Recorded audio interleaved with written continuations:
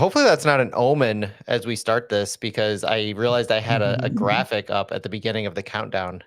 So I saw that and I was like, why is there standings showing up during our countdown?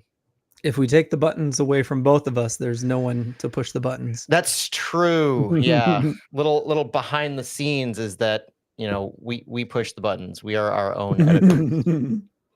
There is no producer. There's no producer. I think we need to let the chat fill up a little bit, because I did a little bit of hyping on this show. If you missed my posts on, also we do the social media, Phil and I. So if you missed our posts on X or Blue Sky, we are doing a giveaway to start this episode. It is for the Inside City event that's going on Friday, June 20th at Energizer Park. Opportunity to watch training, hear from players, I believe, hear from probably David Critchley, maybe Lutz, family-friendly type thing. I believe last year they had a caricature artists, tattoos, face painting. I think they're still doing that. And I know it's going to be really hot, so that might be a reason why folks aren't able to go or not, have other obligations, kind of a thing. But I want to do a giveaway to start this off, so probably in the next 2 or 3 minutes, after hopefully the chat fills up just a little bit, we can do that. I forgot to add that to the notes. As much as I was hyping that Roman Berkey getting engaged, that is absolutely going to lead off our pod, by the way. Got to do it. There's no two ways around that. It's one of those things where you open Instagram, and God bless the algorithm sometimes. Like, it shows you what you need to know. And I opened it to post the giveaway thing on our story, and immediately I get Disney World popping up on my feed with like rings and just this family bliss type thing. I was like, what is going on here? And it was the happiest news of all time. I like when Berkey's really, really happy. He kind of gets like rosy cheeks. Have you noticed that? I feel like it's a little bit of a Swiss thing in my brain. He like smiles real big. He gets those rosy cheeks. It's like a genuine smile. And obviously in that engagement photo, it looks pretty darn genuine. I think he's a little smitten. Super genuine.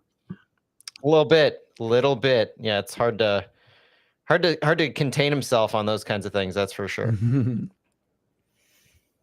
There we go. I want to make sure I get his fiance's name right. Awana Sirbu. Freaky Q says, when's Berkey putting a ring on the arch? That's what I want to hear too. Well, I made a joke that we need to better the essentially we need to better the infrastructure between St. Louis and Chicago, make that a 20-minute trip instead of a 5-hour trip. Oh, is she from Chicago? You know what? I guess we got to save this. At least that's the story going forward. Yeah. Oh my goodness. I want to hear all the deets. I want to get gossipy about it. Oh my gosh, I told folks, I was like, the stats-based show is completely gone. We're doing 90 minutes on Berkey. So I used to call the USL show like The View for soccer, because we had absolutely no focus. It wasn't based on stats. Yep. It was just basically us gossiping for an hour and a half every single week about the USL. Sometimes you need that. I've got the US game on to my back corner. So I'm going to turn it on too. Okay, it was funny for the longest time when we started playing like Saudi Arabia kind of regularly.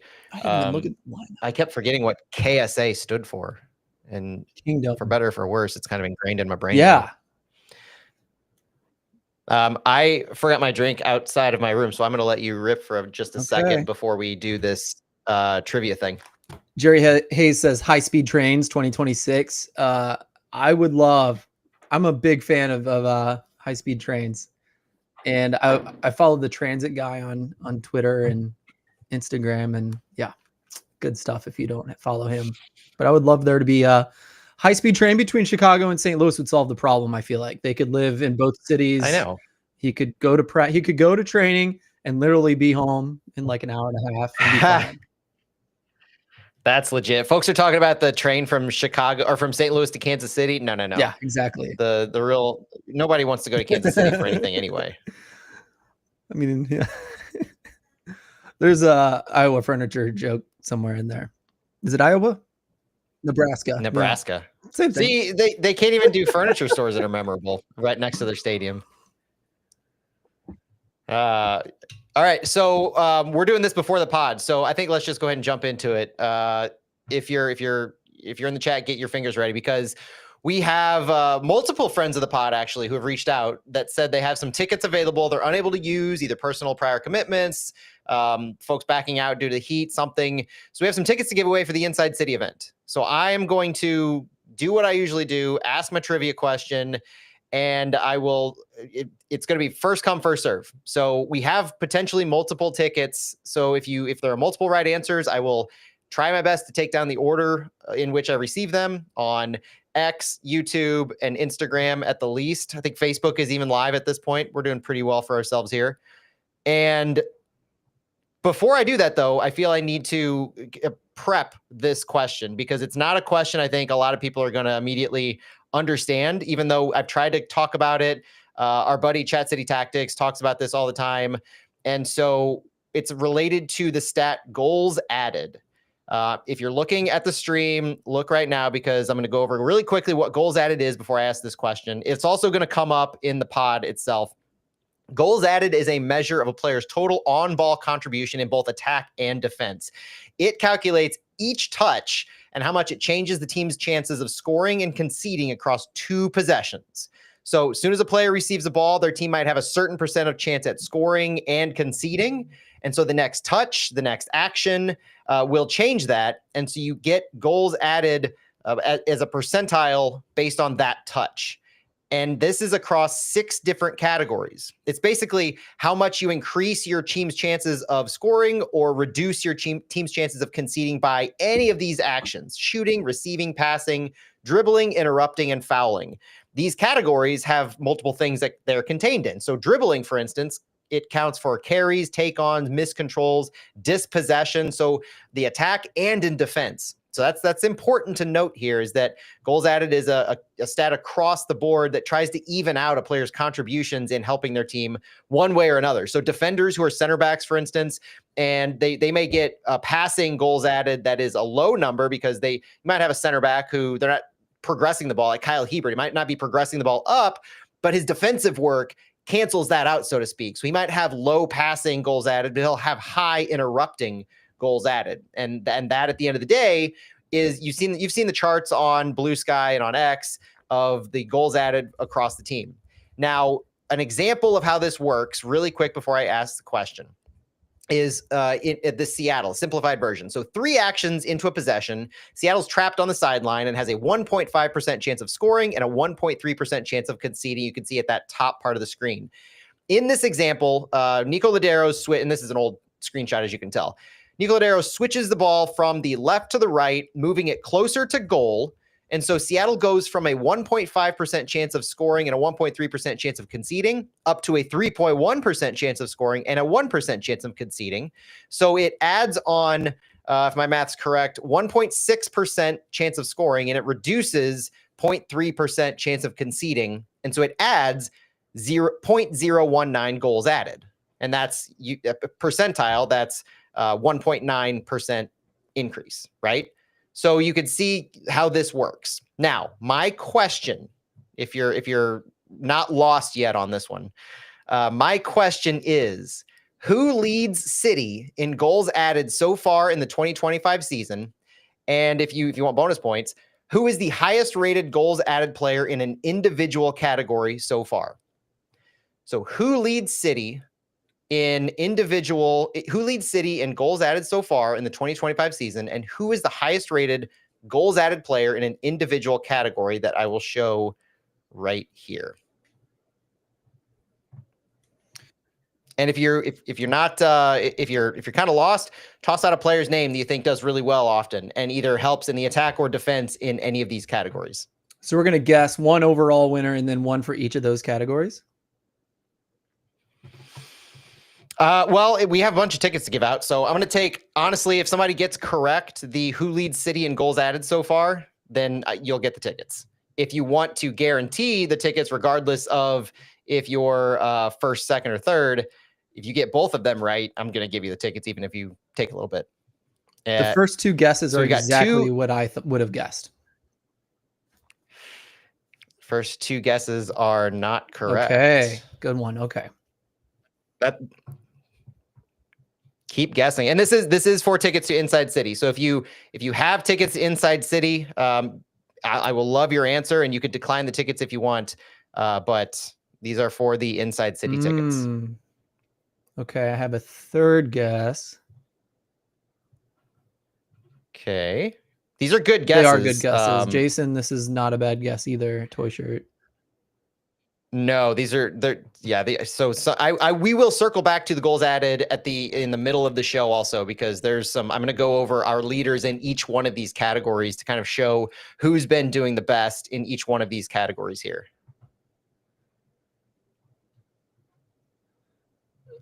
Yeah, Soccer Zombie. I will throw a hint out in just a second if I don't get at least one correct answer. Okay. The hint, I think, will do it.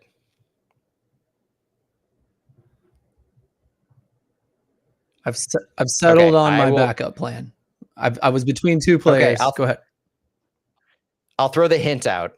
Then this may not make it easier for you based on what the category is, but this player leads the team in the receiving category. And in fact, I'll answer the second part of the question. This player is 8th in Major League Soccer in the receiving category. Not just leads City, but is 8th in all of MLS in the receiving category. So what that means, again, so let's look back at this little graphic here. You look down at the bottom, and you can see that in this example, Raul Ruidiaz received the pass from Nico Ladero, and so he gets that 0.006 just based on receiving the ball in a better position than where it was. So my official backup was Horn, so that's clearly not him. Horn would have a tough time leading the team and being 8th in Major League Soccer and receiving, being a defender. Yeah. Yes. So no one said, no one has said Klaus. And I feel like at this point, someone should have guessed that based on how direct we were. There we go. Soccer Zombies. We are also on a slight bit of a delay. Yeah, we are on a slight bit of a delay. True. So we've got to keep that in mind. So I'm going to give maybe one or two more answers before I say who this player is. I was thinking Celio before Horn, and then I settled on Horn. Your clue makes me feel like maybe Klaus. I would lean Klaus based on your tip alone, I think. Okay. The funny thing is we have 2 correct answers. Okay. Let me check Instagram over here, make sure. Okay. We have 2 correct answers. The first correct answer, I don't see a name by this account. The answer to the question of who leads City in goals added so far in the 2025 season, overall, the highest overall. Let me get this.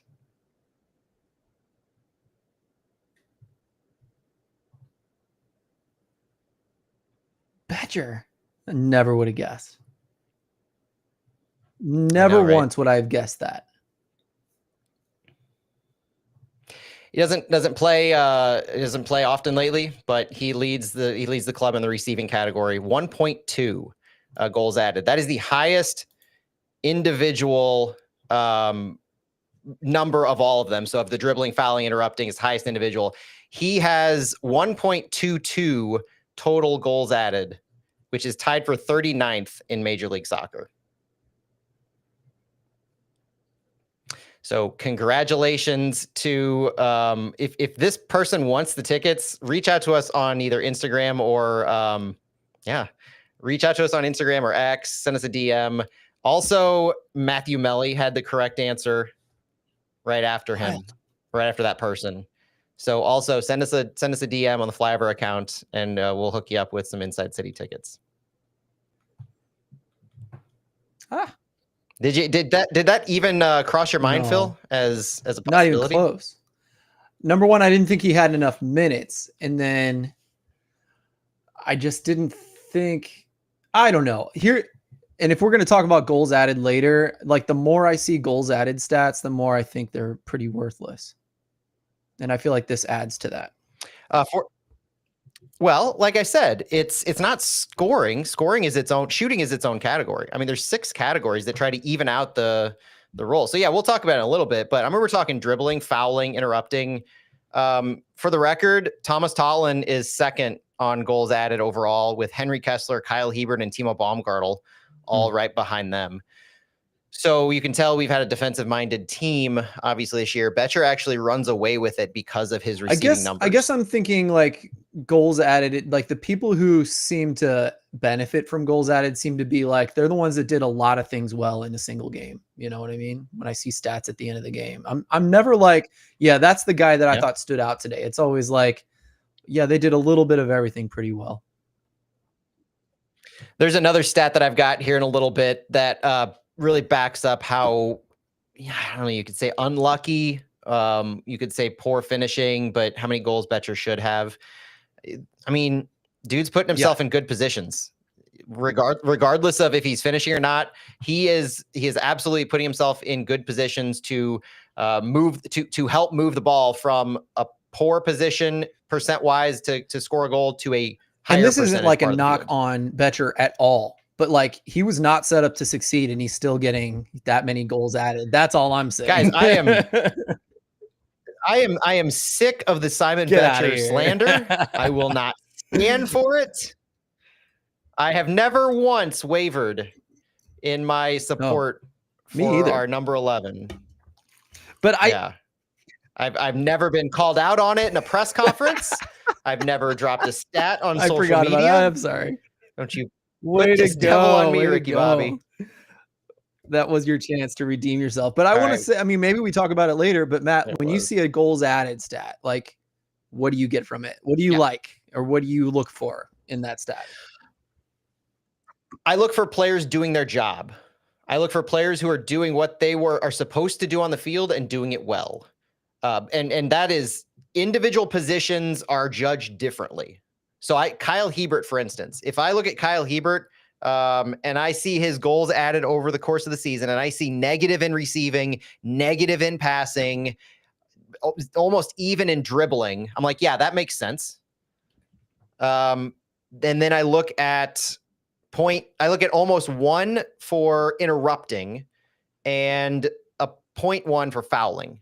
And I see, yeah, that makes sense for Kyle Hebert. Like, he's doing what he needs to do in the areas that he should be doing them. But I'm not expecting him to dribble the ball well. I'm not expecting him to receive the ball in advanced position. So also, I see that I'm out of sync a little bit. So I'm wondering how to fix that. I might just leave and come back for our pod. And we'll get started. Okay. I think this has actually happened when I'm hardwired, so I might try wireless for a second. You'd think it'd be better. Funny. I know. I don't get it. I don't get it.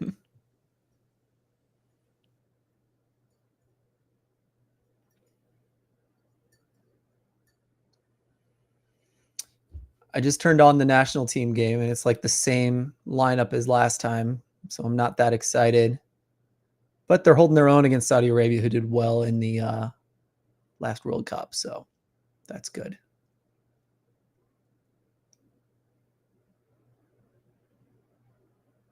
Thought we had Matt. There he is. I had to change my name from Phil to Matt again. I always have to change it. For the last person. Yeah, it does. Yeah, it always remembers the last person. All right, folks, if you're watching, please be our helper here and let me know. Yeah, I honestly have no idea why my voice has been out of sync on the on our videos. I know we've done Energizer Park live streams with Santi and stuff, and I think those have been okay. I have no idea why I'm a little bit behind or ahead. So once we get confirmation that I'm decently in sync, I think we're good to go.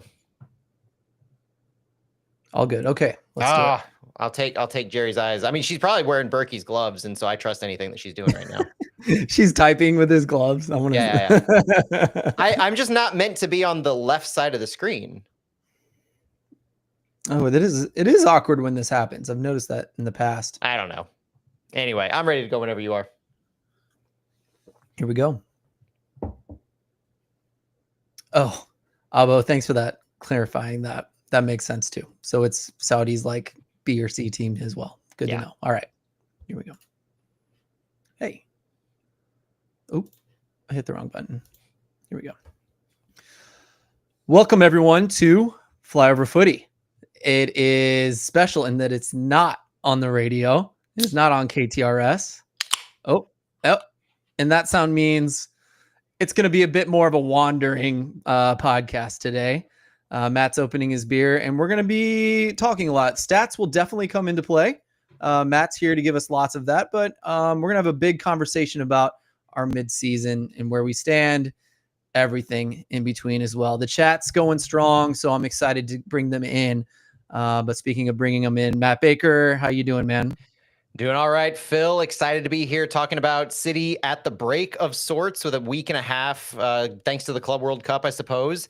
We've got Club World Cup, we've got Gold Cup. There's a lot going on right now, and there's a lot to talk about with City because we took this break at a really interesting time in the season where hope is just starting to bubble up a little bit. And so I think it's a good time to look back on how things have gone so far, where we sit right now, and where we go from here.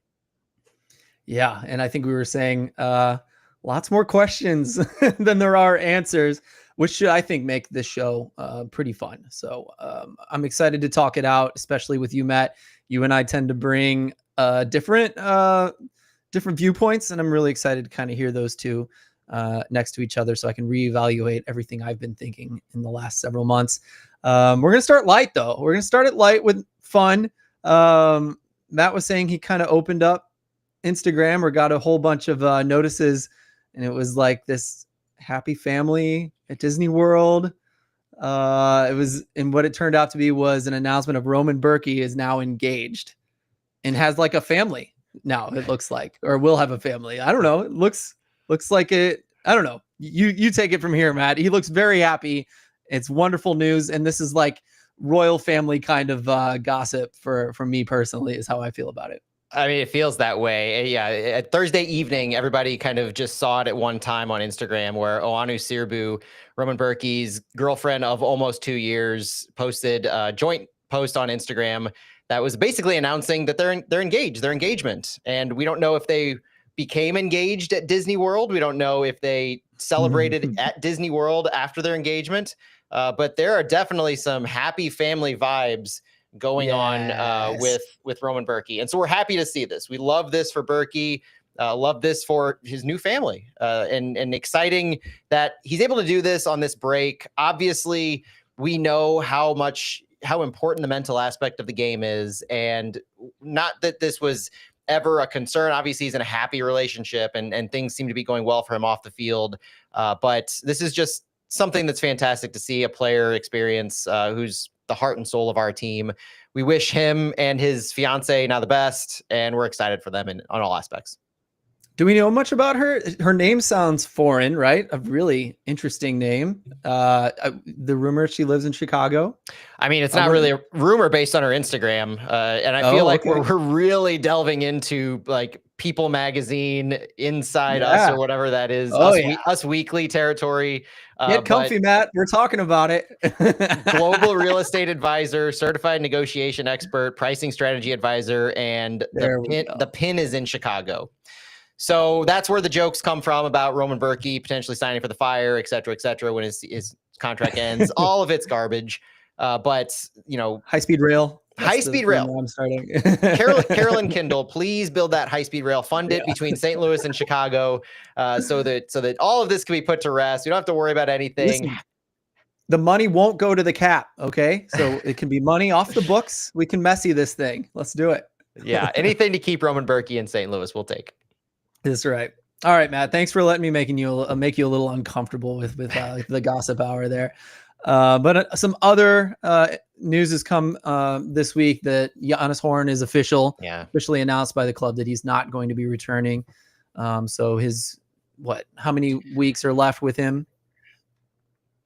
Just a couple. And honestly, the way the past few weeks have gone, it's doubtful that he he makes another appearance for Yeah. St. Louis City. When you announce this kind of thing, it's almost a foregone conclusion. And it does say the announcement following the conclusion of his loan on June 30th, 2025, Giannis Horn will return to his parent club, FC Nuremberg, before his anticipated transfer to another European team. And Rapid Wien is the rumored and expected team that he will go to in the Austrian Bundesliga. The big thing for this move is the quote in the press release. While City SC held an option to extend his stay, Horn expressed a desire to return to Europe for family reasons, and out of respect for the player's personal situation, the club agreed it would be best for Horn to return to Europe. Lutz had nothing but glowing comments, and this is one of those things that you just have to do right by the player if you're going to be a stand-up organization and stand on principle of being able to attract players and prove that you want to do right by them in their career moves, in their family moves, whatever it takes. I think this juxtaposes what we saw from Tim Parker in episode 4 of Onside, the MLS documentary, talking about the MLS negotiations with his contract expiring. Lutz ended up trading him to New England for Henry Kessler and getting a younger player who played that same position for cash. Very much a sporting decision of offloading a player so you could get something for him before his contract expires and he goes on a free.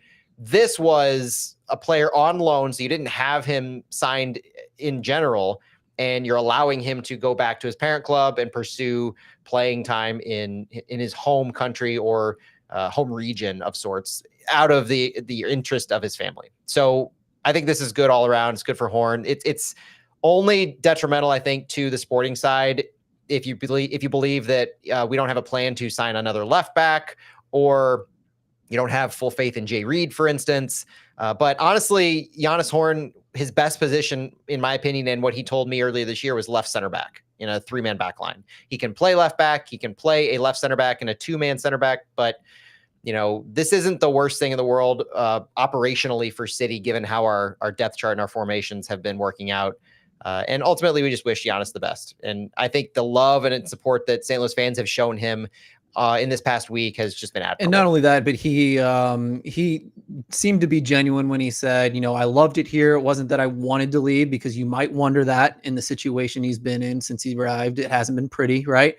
But he said he seemed to love the City fans. It's just like what his family wanted to do. So got to respect that. And again, I agree with you, being able to let Lutz making the decision to make, the family thing more important. And I think that's also important because I think it feels like we got this, like, not only do we have a European vibe, but we have this like young father, young kid kind of family environment vibe going as well. So I know I've said that before, but it just feels like guys feel comfortable here when they have like a young family and they want to move to the United States. It feels like pretty natural for them once they arrive with their family and kids. So that's all good. Yeah, a lot of clubs bring their kids on after games. St. Louis City's no exception, and they encourage it. We've seen Alms and Nilsson, and when he was here, Jake Nerwinski, all their families and kids and everybody. I missed this. I'm really excited to hear about this, Matt. I don't know how I missed this, but the U15s in the MLS Next Cup lost to Philadelphia in PKs. My buddy in Philly, Evan Villela, sent me them celebrating, but I didn't realize they had played St. Louis until now. That's crazy. Yeah, they played at 9 a.m. on Thursday. St. Louis City U15s had made the semifinals of MLS Next Cup. Not the first team to make the semifinals of MLS Next Cup, as a few years ago, I believe the 16s or 17s, I don't have it on hand, made the semifinals as well. So they're carrying on the tradition, the U15s, in getting this far and progressing in this tournament at the end of the MLS Next season. So congratulations to them for making it to the semifinals, and 1-1 draw in regulation, 5-4 loss in PKs. That's as close as it could possibly get. And they fought till the very end. Congratulations to everybody on that team. And we're proud of y'all. And, throw that in there with guys that are a little bit critical of the youth program. There have been victories like this, scattered throughout their existence, which is very short at this point. So proud of them, proud of the club for making that something they value and work on, obviously, enough to get to that level. Philly, one of the best teams at that in the league. So that's not something to scoff at. No doubt. I mean, who's their 14-year-old that debuted last year that, they could have probably still had Kevin Sullivan or whoever it was play for this team here. So that's how good Philly is at developing players. All right, Matt, what's next? Yeah, I figured let's look at the season so far before we get into a bunch of questions and look at how questions about where we're going from here. I want to kind of level set for everybody just who some of our biggest contributors have been so far, because we get lost in the nitty gritty. We don't often go to big picture stats. So I kind of wanted to put things in perspective with some of these stat lines and who's leading City in specific categories. And you've got to start with goals. Klaus leads our team in goals, and after this past week, everybody knows it. Everybody probably remembers it. He has 5 goals in MLS, 7 in all competitions, with a goal in each of the U.S. Open Cup matches. Now, we know St. Louis has had trouble scoring goals this year, so he's not lighting the world on fire in the big picture of MLS. In fact, Klaus is tied for 33rd in MLS with goals scored this year. Now, I mentioned before we went on, before we started our pod recording, about Simon Betcher, who was the beneficiary of the trivia stat that I had earlier, but I'll circle back to it in a bit. What's noteworthy here is that in non-penalty expected goals, both Klaus and Betcher are tied for 29th in MLS with 4.7. Now, Klaus has 5 goals in MLS. Betcher has 1. You could credit that to unlucky. You could credit it to bad finishing, whatever you say. Betcher is very much underperforming what he's expected to be scoring based on his shot output and the underlying stats. Now, circling back to Klaus, he's now overperforming, which is a welcome thing in MLS, where you're having 5 goals and you're expected to score 4.7. Klaus has scored 4 goals in the past 3 games under David Critchley. This is one of the most noteworthy things possible, because he had 1 goal in his 15 MLS matches prior, or 15 City matches prior to that. He didn't appear in all of those, but Klaus has also matched his goal total from last year and is halfway towards his goal total in 2023. So we're at the halfway plus 1 point, playing 18 games out of a 34-game season, and Klaus is now halfway towards his 2023 total. That I think everybody at the end of that year thought that's pretty good. We hope for a little better out of our DP striker, but that's not bad. And to put in perspective how 5 goals is, in 2024, Klaus, Teuscher, and Leuven all had 5 goals. And in 2023, Klaus and Gioacchini had 10 each. So obviously 23 had a much stronger goal scoring output than 24, but this also puts into perspective how bad 2024 was, when Klaus, Cedric Teuscher, and Edu Leuven all led the team tied with 5 goals, and Klaus now has 5 goals through 18 matches. On the assist side, St. Louis is pretty poor. Celio Pompeu leads St. Louis City through 18 matches with 2 assists. He's tied for 68th in MLS. But the fascinating thing here is, and remember this stat because this player's name is going to pop up multiple times in the next few minutes. Marcel Hartl has 5.1 expected assisted goals, which is actually 5th in all of MLS. Let me let that sink in. Celio Pompeu has 2 assists through 18 games. Marcel Hartl is 5th in the entire MLS in expected assist goals. The next highest St. Louis player in expected assisted goals is Edu Leuven with 1.6, and Celio is right behind him with 1.5. It's crazy how much of a drop-off there is in expected assisted goals, and that speaks to the playmaking abilities of Marcel Hartl first and foremost. Where Hartl has 5.1 expected assists, the MLS leader in that category is Anders Dreyer with San Diego, 7.2. So Marcel Hartl is just 2.1 expected assisted goals behind the leader in MLS. Hartl led St. Louis in assists with 5 in just 9 matches last year. So this isn't an aberration for Marcel Hartl in producing this. If anything, he's underperforming his own assists from the end of last season. And then if you go back into 2023, Edu Leuven led with 9 in all of 2023, with Jared Stroud having 5. So we're not lighting the world on fire with our goals or assists in the past couple of years, but you can see how some of these players, Hartl should be assisting on more goals. He had 5 in 9 matches last year. So we're clearly underperforming in these metrics as well. Though in the past few games, we obviously have turned it around just a little bit, as the Klaus stat shows. On the goalkeeping front, Roman Berkey and Ben Lunt have actually played and started 9 matches each so far. That kind of surprised me when I looked at that, because of the way the season has broken down. You had Berkey, then Lunt, then Berkey again. Both have started and played 9 matches. Now, the key stat for goalkeepers that I love is the post-shot expected goals, which looks at the expected goals based on how likely the goalkeeper is to save the shot.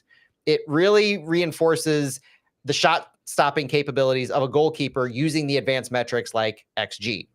Roman Berkey has plus 2.0 post-shot expected goals, meaning he's saved more goals than he's been expected to save more goals than he's allowed. Ben Lunt has just plus 0.1. So he's basically allowed as many goals as he should be expected to allow. In this stat, Roman Berkey was second in the entire league last year and finished first in the entire league in 2023. He saved way more goals than should have been scored on him.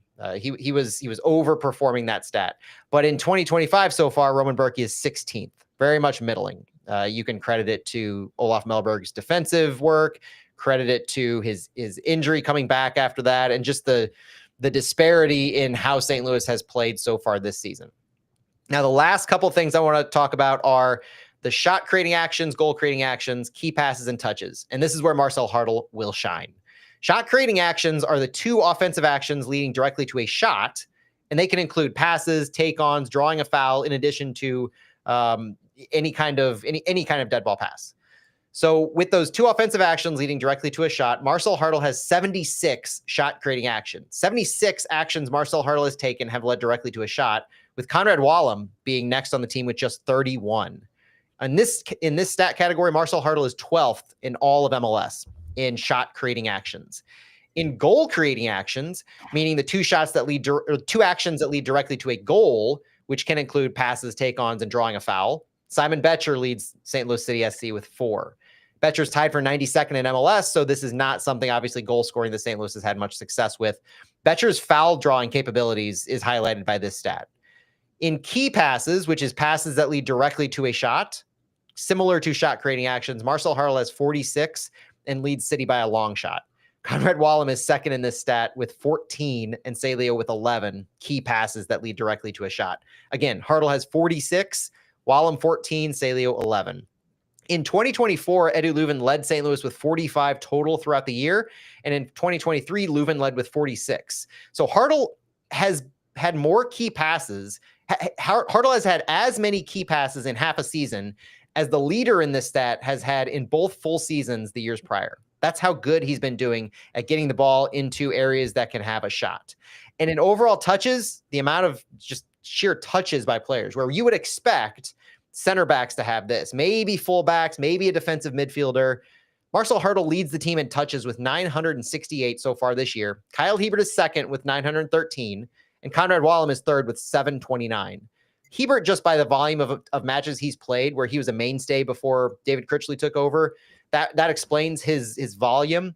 Marcel Hartl, I mean, think about every single thing he's done so far this season. He's played left back during goal kicks. He's been the only player who can really progress the ball for large portions of time. And this reflects that. 968 touches over 18 games, leading the team by 55 to the next highest, and then by basically 160 or 140 by the next highest. I mean, this is insane work by Marcel Hartl that is productive in getting the ball into areas that can actually take a shot. So people talk all the time about a number 10 playmaker that they want to see on the field. Marcel Hartl is a number 10, a number 8, a number 6, a number 4. He's literally every single player across the field at any time who can get the ball into areas where you can take a shot and have opportunities. But in particular, as a number 10, we have that in Marcel Hartl. And I think with that, I'm done with my main stats. I will follow up with this, though. The goals added leaders. This is my last stats before we get into some fun stuff. Goals added. If you missed the live stream portion and you're listening to this on the audio, I'll briefly go into what goals added are. Goals added are any 2 touches that occur from attack or defense. I'm sorry, let me rephrase that. A player's total on-ball contribution in attack and defense by calculating how much each touch changes the team's chances of scoring and conceding across 2 possessions. So it's looking at whether you can move the ball positively towards your opponent's goal, whether you move the ball negatively towards your own, and it uses 6 key categories to do this: shooting, receiving, passing, dribbling, interrupting, and fouling. Now, with these categories, in leading St. Louis City, the shooting leader for St. Louis City is Simon Betcher. He has 0.20 goals added, followed by Klaus and Conrad Wallem. They are 51st and tied for 52nd in MLS. Pretty underperforming.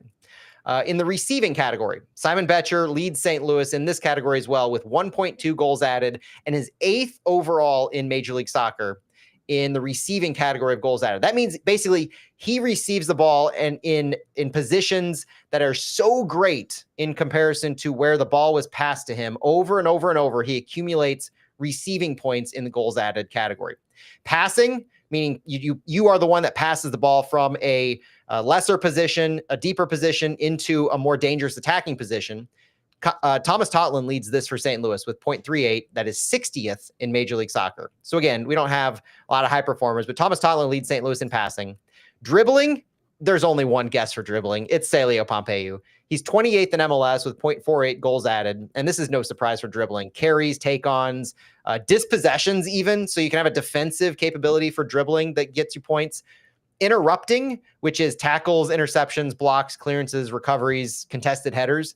There's also only one guess for this one, and it's Henry Kessler. He is 9th in Major League Soccer, in all of Major League Soccer in the interrupting category, tackles, interceptions, blocks, clearances, recoveries, and contested headers. Finally, with fouling, Cedric Teuchert, not too great, not too bad, 0.19 and 44th in MLS. So we have some middling leaders in some of these categories like dribbling, fouling, passing, and shooting. But in the categories of interrupting and receiving, we have top 10 players, interrupting being Henry Kessler and receiving being Simon Betcher.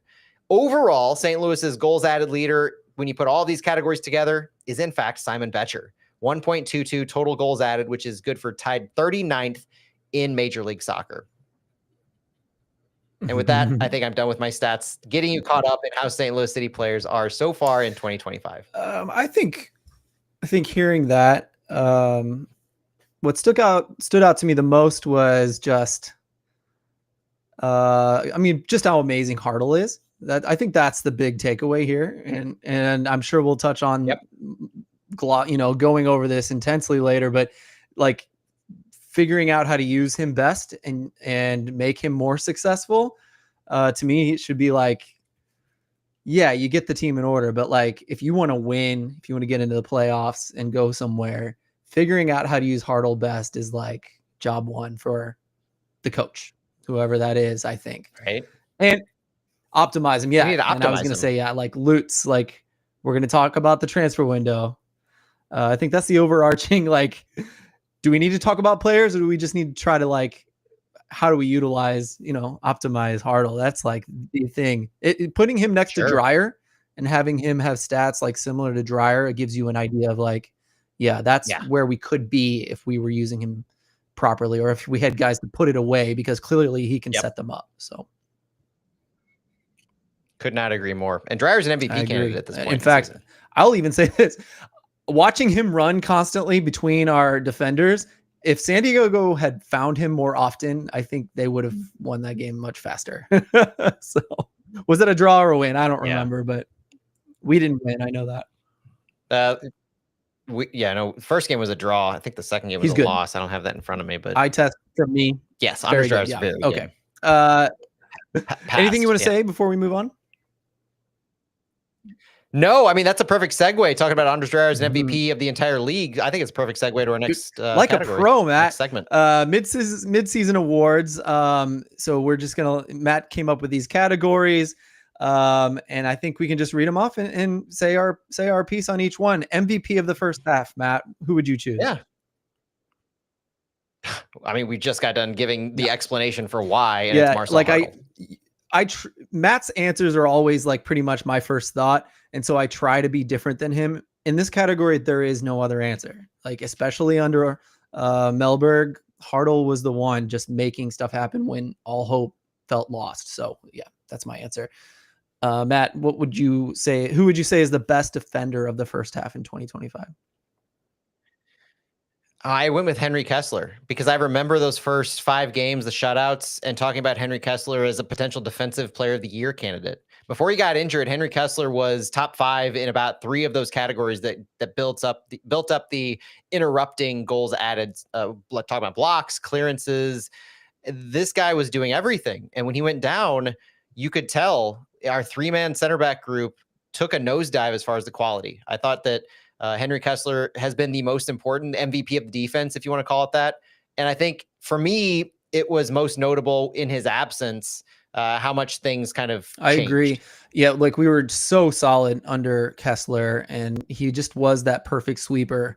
And I would say, as far as like defensive standard stats, you nailed it. He's like definitely the MVP, and that's what I would have answered. And I thought, what's a more, I don't want to say nuance, like just a different answer than Matt's. And I would say when I was starting to lose hope in the Yeah. back line, that's when we started kind of relying on Baumgartel. And so Baumgartel came in, and all of a sudden in this 3-man back line, we weren't just sitting back and clogging things up. All of a sudden, Baumgartel was destroying people trying to receive the ball and move forward on the other team. He was getting in the mix in the midfield.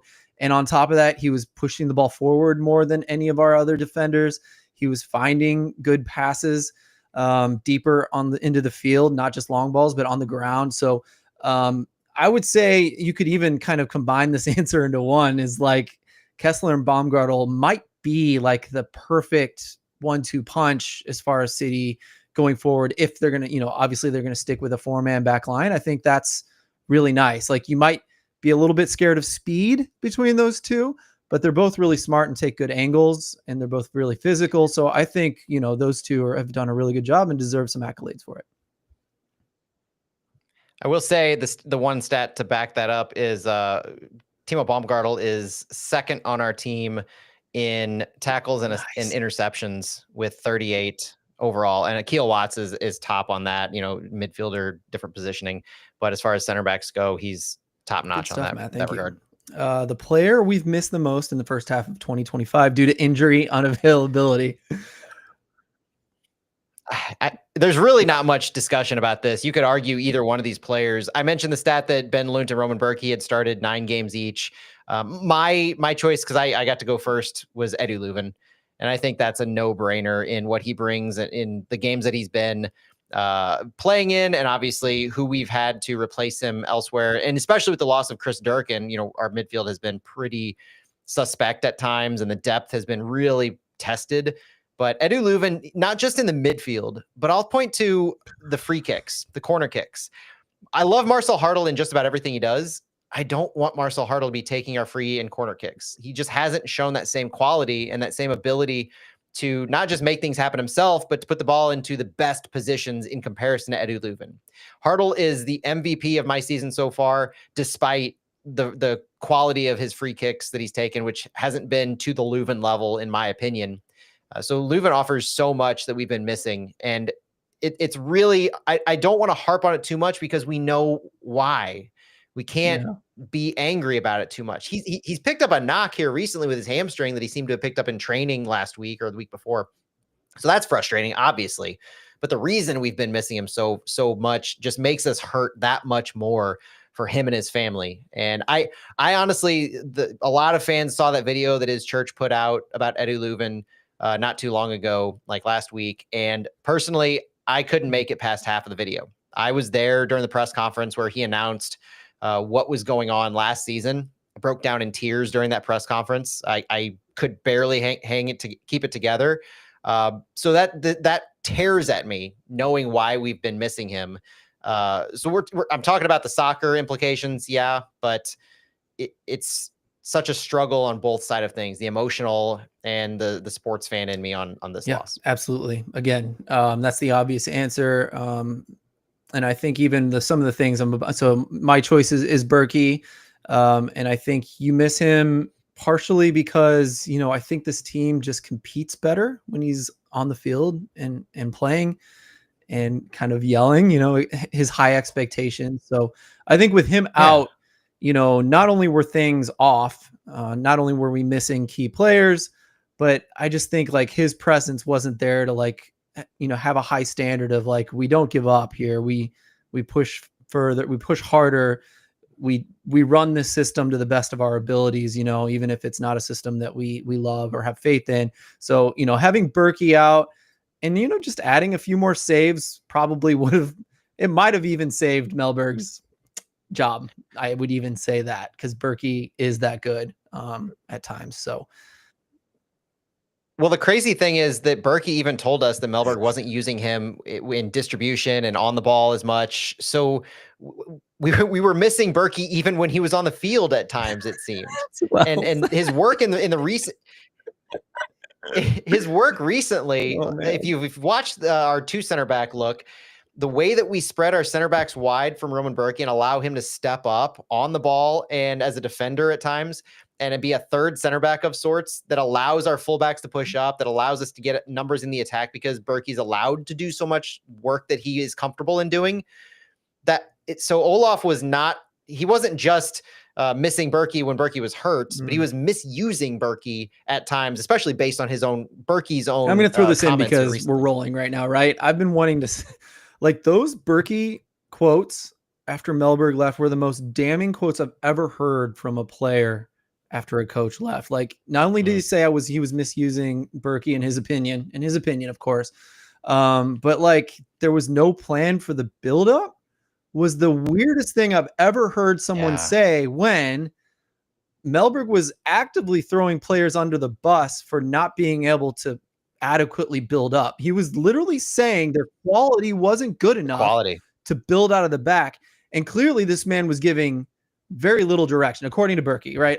We're making a lot of assumptions, but I think it's fair to point out that was pretty, like, I don't think I've ever heard a player like just damn a coach after the fact more than that moment this year. Yeah, it was pure honesty. Okay. Sorry, I got lost there for a second. I like this one. U24 player of the year so far. I like throwing this in there. Unfortunately, the number's a little high here, Matt. Is that what you're giggling about? Oh, I'm giggling because I chose this number very specifically, and it was because of a press conference that we had with Olaf Mellberg months ago, maybe at this point, where I asked him, but also others were wondering why you haven't played a single player under the age of 24 after the first 8 games of the season, 8 to 10 games, and we were being run roughshod by that point. Like that was already, the wheels were already coming off, and the players who he was giving time to, we were already judging at this point, why are they still getting minutes? Why are you continuing to go with the same group? And the injuries were already being cited by this point. And so the stat came up, you haven't played a single player under the age of 24. And that next week, I kid you not, Mekhi Joyner had his first short-term loan, like legitimately days after we made that point. And that's what kind of set off alarm bells of there's no way this can be because we brought this point up. It had to have been a total coincidence that there's no way he couldn't have realized he has other players under the age of 24 available to him. So yes, when we're talking about young players of the year, U22 is the metric that MLS uses. I chose U24 because of that point right there. And I think our options, if I had them right, I might be missing one or two, but Mekhi Joyner, like I said, Joey Zielinski, Jay Reed, and Jake Girdwood-Reich. I think those encompass the players, but for me, it's Jaden Reed, and that's entirely recency bias. Joey Zielinski, absolute candidate because of his work in the U.S. Open Cup and how he has come on here recently as a serviceable backup for Thomas Totland. Mekhi Joyner I almost went with him if not for that recency bias with Jay Reed, but Jay Reed's 90 minutes in multiple matches in a given week, also playing with City 2. He is the answer at this point in time to left back. And so because he's taken that so strong so recently, he's my U24. Well said. And I would have even maybe picked him last year, honestly. He was just so good and so solid for his age. In position, honestly, and his signing level, his like salary level, you could say, compared to what we get out of him. But I picked Joyner, and I'll just defend this because this number should never in the future be U24. I love it for the reasons Matt laid out. It's perfect. But my goodness, if we got to make this number 24 next year or in 2 years, I think is a fairer thing to say. Unacceptable, right? So Joyner, go ahead. That's such a good point. And I'm looking at the ages in front of us. So for context into those 4 players that I labeled out there, Mekhi Joyner is 18 years old. Joey Zielinski is 22. Jay Reed is 23. Girdwood-Reich is 21. So Mekhi Joyner is the only one under the age of 20 that has seen time for City this year. So I pick him, and I do think he's been great. I think, recently he's been with the U19 national team. Got some time, no production on this one, but he started one game, subbed in on the other. And I looked at the minutes that people on that team, his cohorts, were getting in MLS, the ones that play in MLS, and he's not definitely not the bottom, not the top, but still kind of above the middle. So he's getting time. I think City's doing okay by him. And I think if you look at his cohorts as well, there's a chance he's 1 or 2 years away from being, an important player for City, and maybe looking on to being something bigger than that in the years following. Perhaps, Europe would be, I think, a good track for him in 3 to 4 years. So that's my hope for him, is they're leading him on correctly. But we need more of these guys, right? We need to get these guys playing. We need to get them minutes. We need to get them with the national team. So, it's happening. But I think we just compared, Stu did a wonderful job in our DMs comparing it, the production of City versus the production of Scott Gallagher, as far as getting guys to the national team, getting guys to Europe. They've got some catching up to do. I think it's clear at this point that, unfortunately, they've got some catching up to do. So, they're new, it's fine, but this is something that I want to see be important. And we're going to get into it. This year might be a good year to do that. Yeah. Players most likely to be re-signed and not to be re-signed based on the first half of this year. This is a tough one, isn't it? Go ahead, Matt. Yeah, so I'm going to show, for those on our live stream, I'm going to show the graphic that I have. This is my custom roster profile that I used from what MLS put out, but also added some things like salaries and ages. The players whose contracts are up at the end of 2025 with 2026 options include Klaus, Durkin, Kessler, Silva, Alm, Blom, Morales, Pedro, Oliveras, Reed, Watts, Wenzel, Yarrow, Zielinski, and Perez. So we also have a few other players. Pedro doesn't have an option. Berkey doesn't have an option. Ben Lunt doesn't have an option. Sorry, I mentioned Pedro earlier, but those are the ones who don't have options: Berkey, Lunt, and Pedro. For re-signed, the player most likely to be re-signed out of that group listed, I put Jayden Reed. I think as a 23-year-old with options he still has an option for 2026, and he's on the supplemental roster. Given our depth at left back right now, which is non-existent, I think he's safe. I could make arguments for just about every other player. Like Klaus he would be a TAM player next year if we picked up his option. Chris Durkin would no longer be a U22. I believe his contract, because he's aged out of that U22 contract and he'll be 26 next year, he'll have a much bigger cap hit. Henry Kessler is an expensive player. He's a TAM player. And then you have injury and performance issues elsewhere, as well as age, with Alm and Morales and Silva. Blom isn't coming back. Others are in the supplemental roster. So like Michael Wenzel is young. Joey Zielinski is young. Miguel Perez, a homegrown. I could see all of that, but proven on the field right now, I think it's Jayden Reed for me. And then not re-signed, Blom and Pedro, obviously. But for real, if I were to a player who's actually playing right now for City that I don't think is going to get re-signed, I got to go with Josh Yarrow. Yeah.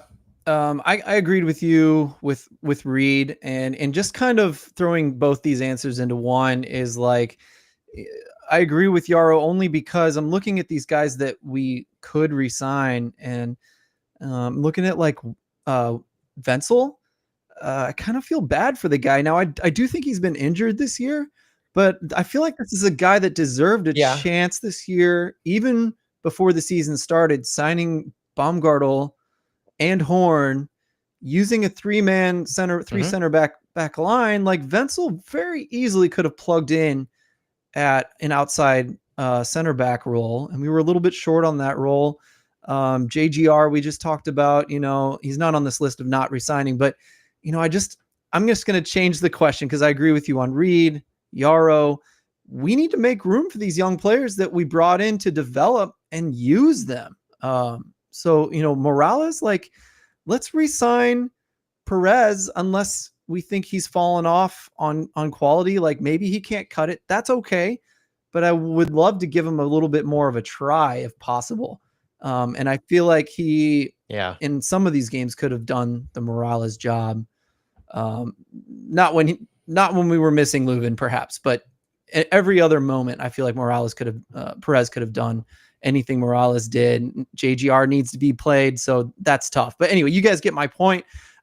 Focus on these guys we've signed to develop. Let's actually use them, and let's re-sign and not re-sign based on that idea, in my opinion. Couldn't agree more. Matt, why don't you take this next section? Because I want you to introduce it correctly. I don't want to mess it up. This is the next section that has the most. You got to pay attention to this one because it goes in a bunch of different ways. But this comes from Santi, our Fallout friend, who has, I think, maybe yet to make his appearance on our Thursday show this year because he has so many outside activities. So we are hoping to get him back on the show soon. However, he asked us to ask, how many points do we need to make the playoffs? With 16 games left and a possible 48 total points yet to take. And then he follows up with, is actual playoffs realistic or just the play-in game and hoping for the best in that game? Now, stay with me on this because I've got numbers and I've got potentialities and I've got historical facts. All right. So if we look over the past 5 or 6 years, the final playoff spot as far as points per game, because we're going to focus on points per game in this next section quite a bit. 34 game season, we have 48 total points yet to take potentially with 16 games. Historically, the final playoff spot points per game in the past 5 years have been 1.47, 1.35, 1.38, 1.41, and 1.41 with an average of 1.4. The points per game to make the play-in game in the last 2 years that it's been a thing, that 9th spot in the West, 1.38, 1.29 with an average of 1.34. So you're needing 1.4 to make the playoffs proper, 1.34 to make the play-in game. Now, a 1.4 points per game or better would require 48 total points in a 34-game season. A 1.34 points per game or better would require 46 points in a 34-game season. For City to get 48 points and be safely in the playoffs, they would need 33 out of the remaining 48 points the rest of the way, or an average of 1.94 points per game over those remaining 16 games. For City to get 46 points and make the play-in game, they would need 31 points out of 48. So just 2 points less the rest of the way, or an average of 1.81 points per game over the remaining 16 games. Now, so far in Major League Soccer this season, only 2 Western Conference teams, Vancouver and San Diego, have greater than that 1.81 points per game. To give you an idea of how insanely good that stretch of games has to be for just 1.81 and to make the play-in game, you would have to be performing just below where San Diego is, who is second in the Western Conference. Now, for added context to this, in 2023, we all remember the 2023 season. St. Louis City had 1.65 points per game over the entire season. 1.65. Talking about 1.81 necessary to make the play-in game. In the first 25 matches before Leagues Cup in 2023, they averaged 1.76, 44 points in those first 25 matches. 1.76 points per game in that first part of that 2023 season, which we all remember we all remember it as really quality, that first half of the season. And we were averaging 1.76. We need 1.81 just to make the play-in game. But that's historically, okay? So that's backs against the wall based on what historical numbers show we would need to make the playoffs. This season offers a little bit of a glimmer of hope because of not just how good the top teams are in the West, but how below average the bottom tier playoff teams are doing so far. This season, we have San Jose at 1.28 points per game and Colorado at 1.22 points per game in 8th and 9th places. That's worse than historical playoff teams.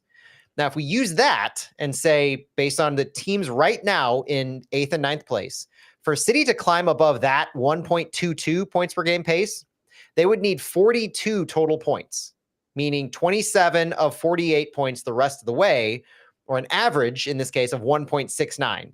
So this is a little less than what we did at the beginning of the 2023 season, 1.69. This plus my next point makes things seem a little bit more doable. So remember that in order to make the playoffs or to estimate us as a play-in game team, 9th place, 8th place, 1.69 points per game, which is, again, pretty top tier in MLS overall, but just below what we did at the beginning of the 23 season that we all remember is really good.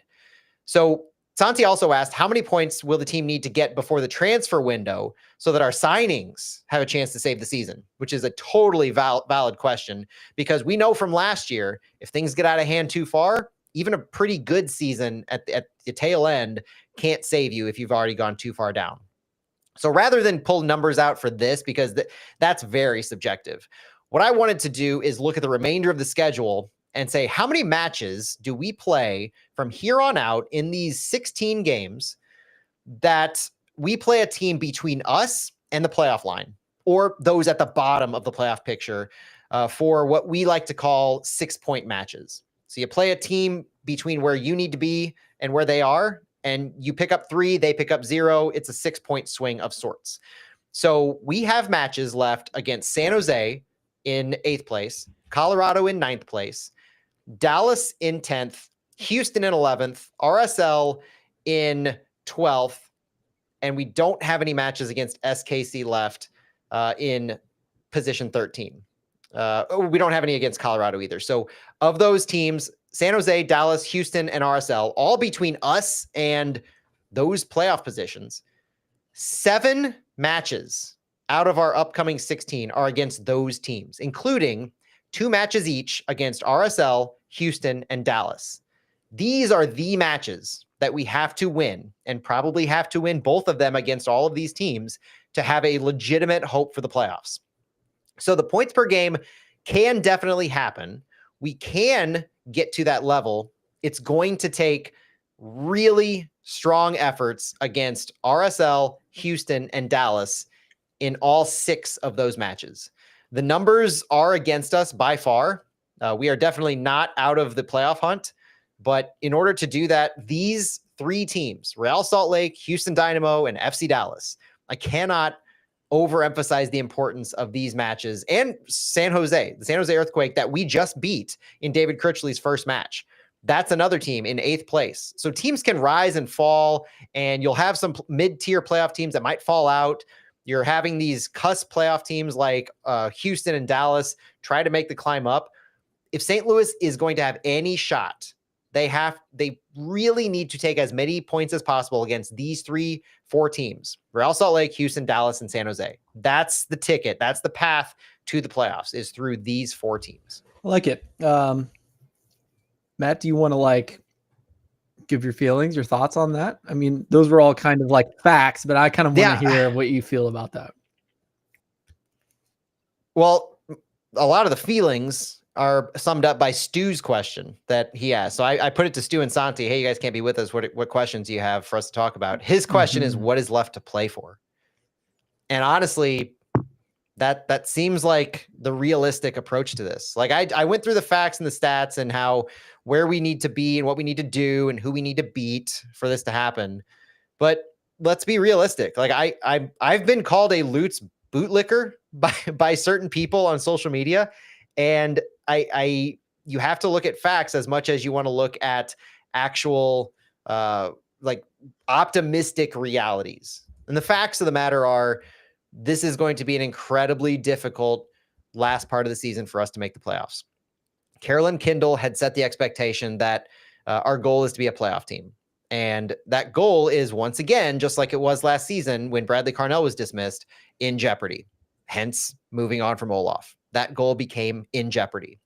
Now, the stat that I'll have I was going to have it at the end, but David Critchley's stats so far are not quite to that level of points per game necessary to make the playoffs. 3 games, 4 points. That's 1.33 points per game. That's actually a John Hackworth level of points per game where we had last season, where objectively, if you stretch it out over the course of a season, you'd be a playoff team. Yeah, you'd make the playoffs, but it's not enough to overcome the hurdles that we've set before us so far. So David Critchley's 1.33 points per game in 3 games. John Hackworth's end of 2024 in about the same. Objectively, good series of matches, good stretches, and you'd be a playoff team if you extrapolate that over the course of a season. But in both cases so far, was for Hack for sure, and so far for Critchley, it's not enough. You're gonna need more. You're gonna need to turn losing points from a winning position against the LA Galaxy to a win. You can't fight back for a draw and hope that gets you where you need to be ultimately. And so this is a show me league. We are the show me state. And so far, City hasn't shown me anything yet that makes me think this team is going to make the playoffs. They've shown me that things seem better in the locker room. They seem better as far as responding to the head coach, but they have not proven it yet in the 3 games under that head coach that says we can get to that points per game level in the back half of the season. Injuries are what they are. We'll talk about the depth in a minute, but facts are facts. I'm glad, Matt, you threw that in at the end. I was going to give you crap for still not giving your opinion, and you kind of did, I think, there. I circled back to it. So here's a list of things that I've been kind of just thinking, like, what do we have to play for? I agree, Stu. This is like the biggest question, I think, of the night, actually. The first thing I'll start out with is the happy one. Like, we've had something to play for before. Like, we've had something very special happen here under Carnell, something we didn't think was going to happen. And so we could see this going a certain way where we continue to ride the winning streak. You know what I mean? So, and you just ride it until it stops working. Well, we kind of ran out of gas partially because we actually just never, ran out of, the streak just kept going until it just, fell off of a cliff in year 1. But it was wonderful. It was a beautiful experience. And so, like, I don't want to rule that out. You know what I mean? Like, something very special could happen. We could figure things out. I feel like every game more, we get more figured out. It's better and better. We're playing the way that St. Louis was always meant to play, the way this roster was always built to play. So it's possible, right? I think we should start with that. But then we get a little cynical. Are we playing for, like, Lutz's job? Because it's been a lot of failure. And if Lutz wants to show that this project of his wasn't just a massive failure, was this failure ruined by 2 coaching hires, or was it bigger than that? He only got 1 year in Dusseldorf, but people talk a lot of crap about that 1 year and how fast he left there. So do you want a second, ugly, job, tenure, one that you built from scratch and took credit for on your list? No, you want to end the season on a good note, maybe extend and have, a good season next year. But I don't know if Lutz's job is promised after this year. So that might be another reason we play for till the end, right? Maybe the players and the staff all feel like, hey, let's do Lutz right by what he's built here. We think he's done a good job. And they should think he did a good job because they're there, right? Okay. They could just fight for the fans, right? Like, and that's a happier one. The more cynical one is ticket sales, right? We can't just give up for the season and lose. Like, we got to sell these ticket sales. People got to show up for these games and buy food and merch and stuff like that. But the less cynical answer is fight for the fans. I think that's important. I think St. Louisans care about that kind of thing. Giving up for the season is not something they want to see. You could even say that, like, Carnell did what I'm about to fight for, right? Carnell played everyone that was available to him. He played young players. He played developmental players. And I think St. Louis got pretty upset with losing. And I think we lost some people for a good span of that season because of it. And it might have even played into a little bit of Carnell being gone. So anyway, fight for the fans / get those ticket sales. That's another one. The last one I came up with, and I'm sure there's more, but just offhand, I was thinking, if we're not going to make the playoffs, I think that's a pretty tall order that Matt just listed off. Youth and player development is something that I think should be, made a priority. And so what's left to play for? Let's develop the heck out of Joyner. Let's get him lots of minutes. Let's get some of those other young players up. Tyson Pierce, let's get him some of those MLS minutes. Again, just like his cohorts on the national team that are his age playing in MLS, some of those guys have hundreds of minutes in MLS. Let's catch him up and get him that experience, take him to the next level. He just had amazing experiences against some legit competition. They just beat France and Argentina, guys. Just amazing. So, and Portugal, for goodness sake. So anyway, that's the one that I personally, you guys know what I'm like. Of course, I'm going to list that. I would love to see young players get a lot of time to finish off this season, especially once if we're mathematically out of the playoffs. Anything you want to add, Matt? No, I think that sums it up. The youth movement is something that I look to in this transfer window. So the next topic we were going to talk about is what do we need during the transfer window to best improve this team?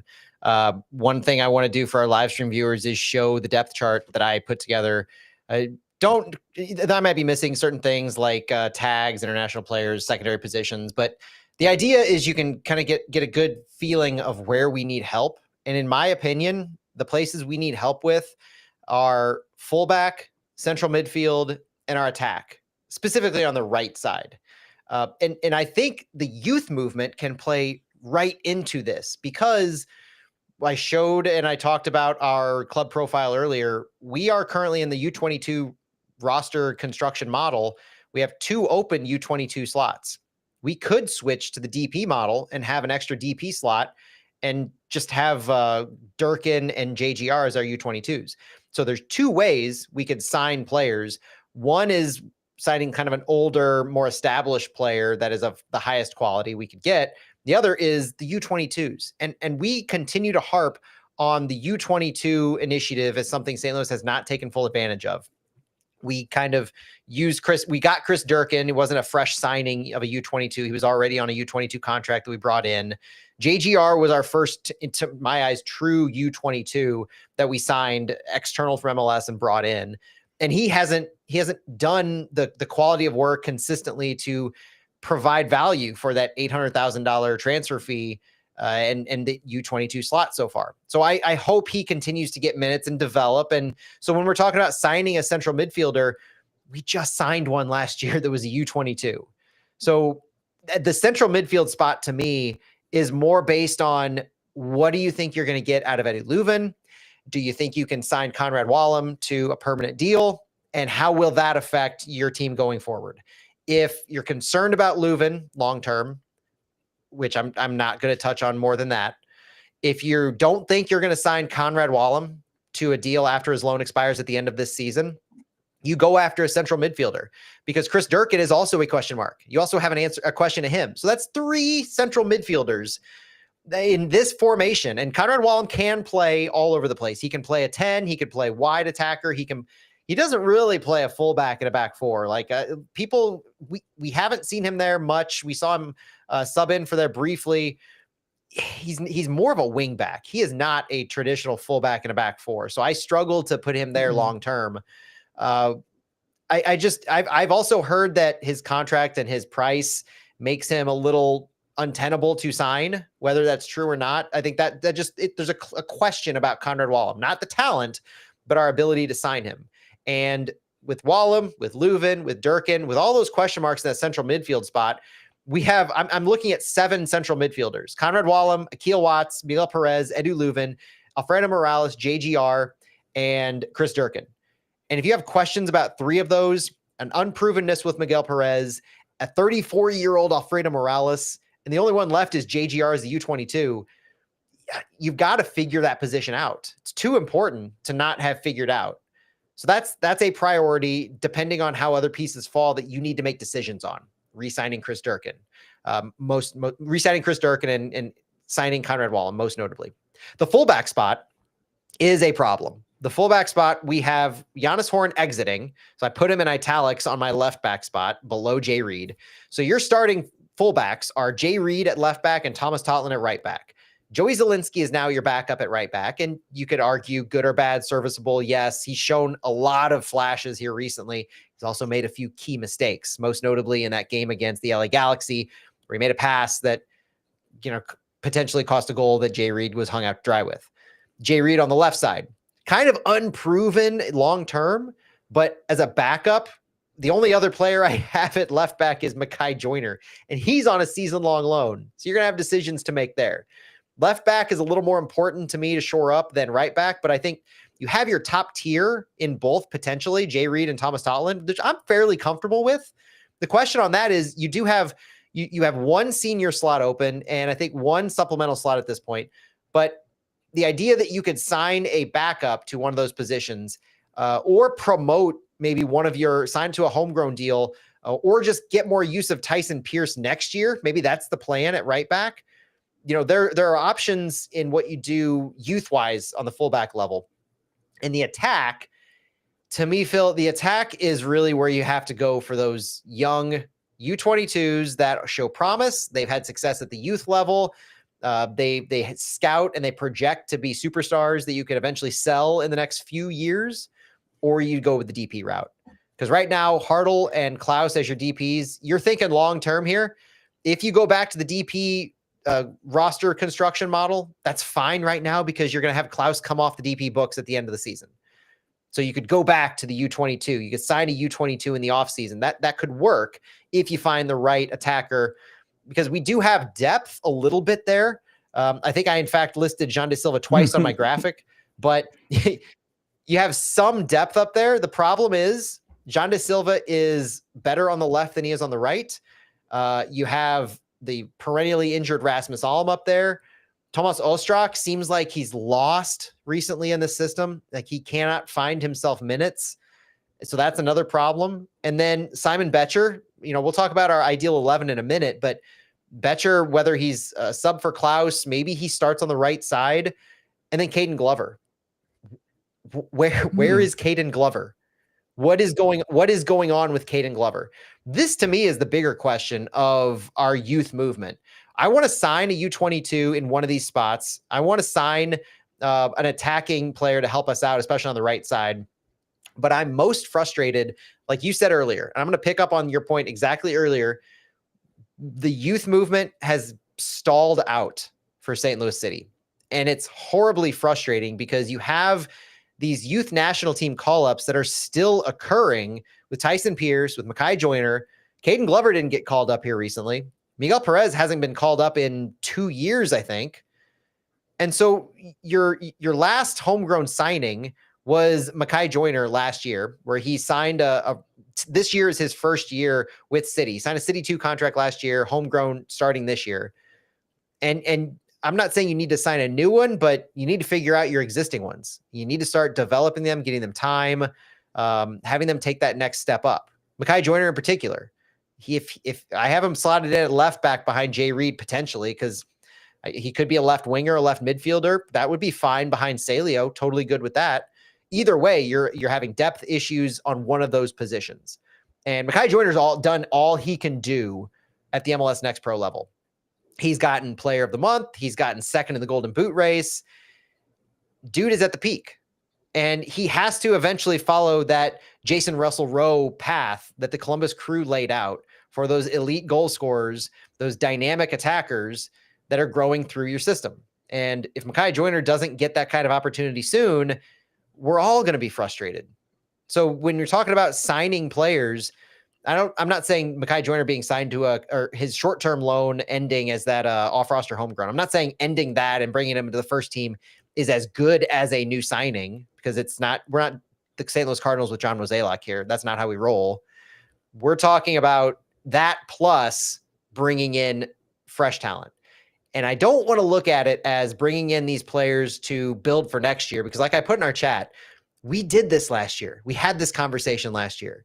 We talked about reinforcements like Marcel Hartle, Cedric Toyshirt, Giannis Horn, Simon Betcher, JGR, all coming in the summer transfer window, helping to, and in a lot of ways, helping us to resuscitate the season. But it quickly became apparent, just like it is now, that the numbers are against us. The season may be lost. And so a lot of people were talking about last season, bring him in, get him used to the system, get him used to St. Louis, build for next year, and we'll start next year strong. This is rinse and repeat in a way to what we were doing last year. Like, we need players who can come in and make impacts immediately. Agree. And I want to just take that a little bit further. Like, where are we? You know, I guess I'm going to repeat a lot of what you said, because it's like, where are we bleeding And that's kind of like the first thing. I would say this is where Lutz is not at his strongest. Now he's had to stop a lot of bleeding over the years with all the left backs we've sent out of here. I've beaten that horse to death, but Oh for goodness gosh, sake, that's really frustrating that we've had to do that. that should be the trivia. I'm sorry, that should be the trivia question: is name all of the left backs that have played for St. Louis That'll City. be a good one someday. But you know, I agree with you, and what I think I'm heartened by the beginning of this episode when you listed all the stats that we can build a team around Hartle. And so first step is stop the bleeding. I would choose left back based on depth because you know, I don't know. I guess I have more faith in Ostrak than anyone else in this organization does. But, you know, if we get some players back, I don't think Durkin's going to be a long-term injury problem. I think he can be reliable. And even without Leuven, I think this team can be effective because Leuven is that thing. But I think at this point we have to have a backup plan to Leuven no matter what. I think that's fair to say, and we should all just assume that going forward, that we have to just be ready to play an entire season without him if that's what it comes to. God bless him. So stop the bleeding, in my opinion, at left back. And then how do we optimize Hartle? And the answer is, to me, whether it's DP or U22, like find a natural goal scorer up high, someone who's going to make the right runs. And when they get the ball, they are just so lethal. They're going to beat guys and score, right? Yeah. Like Klaus has that to some degree. I think he's our best player there.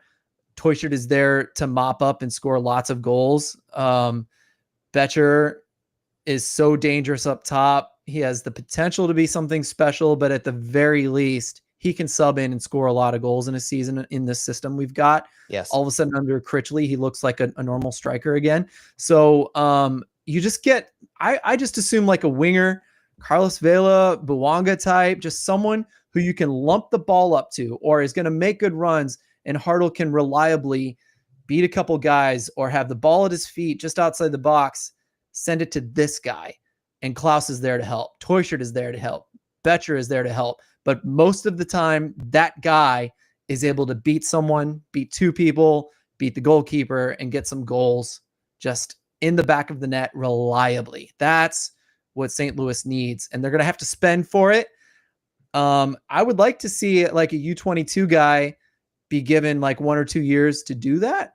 And maybe we can get another U22 guy. I don't, roster makeup being whatever it is, even right now, who can be like a Leuven style 6'8". I'd love to get both of those in there and still have a left back somehow. So Lutz, that would take a lot of maneuvering to make it work on the roster, but that would be my wish list. Have we missed anything, Matt? Is there something else we should address that isn't like super obvious? Yeah, it's take a look at these players here. Which one should we sell? Yeah, exactly. And that's kind of what I was getting at. Yeah. I will always say Hebert because he'll bring some value by being Canadian. Exactly. And I highlighted the injured players here. So obviously Henry Kessler, Joachim Nilsson, if he was healthy. I didn't highlight Rasmus Alm because I forgot about him. Chris Durkin, Edu Leuven, they're hurt, but they should be higher up, obviously, in the depth chart. Now, you look at a lot of options for selling. Domestic players are valuable within MLS. So, I mean, let's be realistic for a moment. Celio Pompeu holds a lot of value. He's not on a high salary. He leads the team in that dribbling goals added. We know his skill. He's a commodity. The question I think you're looking at when you're looking to sell, not just the guys like Kyle Hebert or even Michael Wenzel. Like if you're talking about center backs where you have depth, you're talking about if you sell a player like, and I hate to use this example in a lot of ways, but it just came to me. If you sell Celio, who is a domestic player, doesn't take up an international slot, is on a low-ish salary. I think his salary is in around 200, just under 200,000. You have ways in which you can move players around this roster to cover for that. You have Jean de Silva, who can play on the left side. Cedric Toyshirt does not belong on the wing. Cedric Toyshirt belongs underneath. So maybe you switch to a 4-2-2-2 again, like you ran under Bradley Carnell. and you have Marcel Hartel and maybe Jean de Silva underneath Klaus and Toyshirt at this point. When you give Toyshirt higher up, you're allowing Totland to move up and down on that right-hand side. There are ways that you can move some of these players. Maybe you move Toyshirt, maybe you move Thomas Ostrak, maybe you move Salio, any number of these players. But I think right now, one of the biggest problems that we have is with a guy like Cedric Toyshirt, who, if you're running a 4-2-3-1, Toyshirt doesn't belong on the right side. How many games have we talked about where Toyshirt has just been missing or hasn't been properly utilized? Even he says his best position is that 9.5, the second striker that can work underneath the main striker like Klaus, play off of him. Not unlike Nico Gioacchini said, almost word for word exactly. So there are certain players that we have that have the talent, but they don't have roles right now. Simon Betcher has been moved out to the right side here recently, but he's stretched the line more often than not ahead of Klaus even. And so he's putting himself in that advanced position. And that's why I think Betcher is an interesting option out there and how he can defend wide and move up higher than Klaus in a lot of ways. Toyshirt, that's not how his game is. He should be playing more underneath. He should be receiving the ball and playing up to Klaus. I think I struggle with going too deep into this conversation because there are a lot of players that we could sell that there are a few players that we could sell that have value, but when we move these players, it would require us to kind of move pieces all across the chessboard into maybe their natural, so to speak, positions. And then I guess that's the ultimate problem I really have with how this roster is constructed right now. I do think the talent is there overall. I think the talent is there by far for us to compete in MLS. I don't know if we're a top 4 team right now, but I think the talent is there, if we're not just riddled with injuries, to compete in the system that we have. The system Olaf was not running. But I do think there is criticism and room for improvement in how these players are used and who's blocking who in certain places. Like like I said, if you're running a 4-2-3-1, Cedric Toyshirt doesn't have a spot because Marcel Hartel is your 10. Got to put him in there. Klaus is your 9. Got to put him in there. By default, you're moving Toyshirt out to the wide areas, and it doesn't work as well. Salio works as well, but also with Salio on the left, if he's going to stay out there, Jean de Silva has to be on the right. And I have not enjoyed seeing Jean de Silva on the right. He cuts in all the way to the left so often. His decision-making is suspect in general right now. But I think that's where I have this problem is you need to figure out how you're going to get minutes for our players, both current and prospective, in their best positions. And if that means moving some players out and resetting the board in certain areas, that's what you got to do. And I know it's going to come at a cost to a lot of fans and potentially some fan favorites moving. And no, this isn't me saying I have news or I have inside information. This is speculation, pure and simple. But in order to bring in players, if you want to bring in 2 starting level players on the senior roster, you got to move one out. Kyle Hebert and Celio Pompeo are the 2 that come to mind for me too. But you have to move a player out if you're going to bring in somebody of equal or greater quality.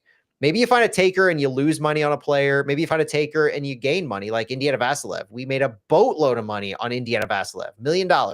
And yeah, people are probably listening to that saying we should have kept him because he could be doing so well for us. Maybe that wide right attacking role. Maybe he could be a sub for one of these players. We made $1 million for Indiana Vassilev. I love the guy so much. Ultimately, that was a pretty shrewd move. And I think more than we probably would have ever been able to gain based on his body of work in MLS. These are the kinds of moves that we're going to see coming up. And that's the unknown to me, is you don't know where we're going to really sign a player without thinking who we're going to sell. Yep, completely agree. The Toyshirt, good stuff there. Ryan Fraley says, speaking the truth about Toyshirt, it's not his game and it's not his fault either. It reminds me of Thorson, who's doing well with Sparta Rotterdam. So yes, it very much does. Good stuff, Matt. I think, we're hitting, well over an hour and 15 almost. So I think we should do one more topic and then maybe an 11 and go. I thought I'd let you decide unless you really, really want to hit more than one more topic. No, one more topic's fine. If I get to choose, I'm going to go with Critchley. because one of the biggest points of conversation in the rest of the season is going to be the coaching search.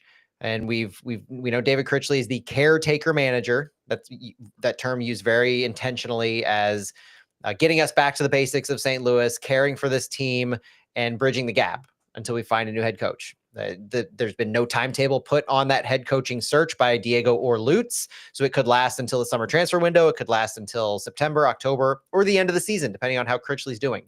Or even if Critchley's doing well, we could have a new head coach signed. I don't think the performance right now of David Critchley is guiding the timeline of signing a new head coach, but he could force himself into that conversation. So one of the things that I was looking at is, first of all, does Critchley's somewhat successful first 3 games signal we have the players who can carry us forward and the system is a sound one? And I think it gives us a lot of positive feelings towards that. So Critchley has taken us back to the basics. He has gotten us into a formation that we're used to, putting players into positions that they're used to and that they're better suited to succeed in.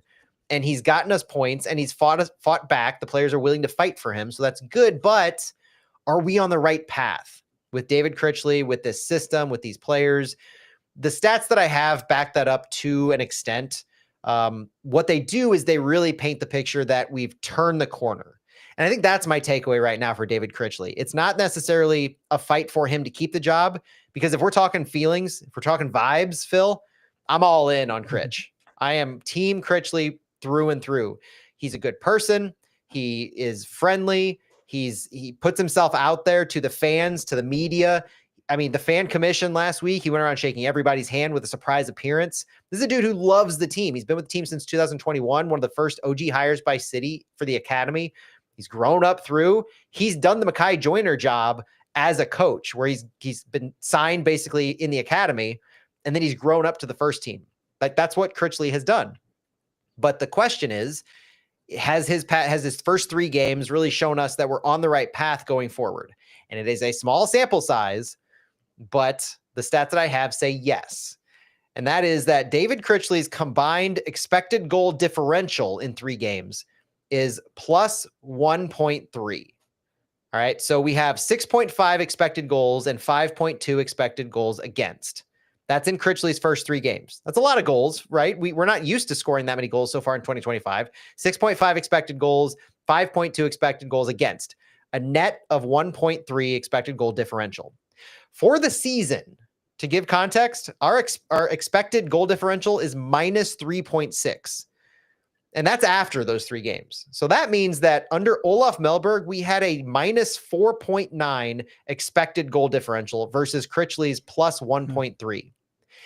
And if that isn't the singular stat that can justify Critchley having turned this club around in that small sample size, yes. But this is the midseason show. We talk about what's happened so far. That's your carry forward, is that Olaf had led us to a total minus 4.9 expected goal differential, which is a recipe for a losing season and missing the playoffs. And Critchley has so far led us to a plus 1.3 positive goal differential. And that, as you continue to snowball that game over game, building on that 1.3, that would lead you to the playoffs if you magnify that over the season. So it's a similar conversation that we had with John Hackworth at the end of last season, but Critchley has more time. And he has the faith of the players. He has the faith of the fans. As Jerry Hayes points out in our chat at the fan commission last Wednesday, Critchley said he wants the job and he's working to get the job. And I think the more he does this, the more body of work that he has, that if he can build on this plus 1.3 expected goal differential over 3 games, build upon that, snowball the successes, have the players continue to fight for him, and yes, get some players healthy, get new signings in, there is that snowball effect that can build. So I think from a David Critchley perspective, I think he is the right man for the job currently, given what happened with Olaf Melberg. Context is key on this. So when we're saying he's the right man for the job, you have to take into consideration where we were and what we needed. But David Critchley is the right man, and there's no reason to believe he can't force his way into that conversation, at least showing that he could be the guy for the job. I'll just say that, like, I don't think we need to overthink this anymore. You know, I don't think we need to chase our first season anymore, our 2023 St. Louis City season anymore. I think if we had left Hackworth in charge, we would have gotten that 1.4 or whatever points per game, and we'd be headed for the playoffs pretty comfortably. Would we be, on fire, the best team in the league against all odds? Probably not. But like, I think St. Louis I could be wrong about this. I've been really wrong about St. Louis fans for the better and for the worse. But I think St. Louis fans are fine with like making it into the playoffs and making a run, losing some games, winning most of our games at home. Like that's something, even that 3-3 draw with Klaas's hat trick. Like I left there proud of the team. It was an exciting game. I had a good time. My son took a shirt off and spun it around 3 different times. Like we had a great time. St. Louis fans are down with that, in my opinion. And so I think with Hackworth doing the whole season this year, in addition to half part of it last year, we would have had that the whole season to some degree. Under Critchley, I think it's pretty clear we have that again. It's like the same thing. We can score goals, can't quite defend yet, but you look at that 1.4, 1.3, we will take that.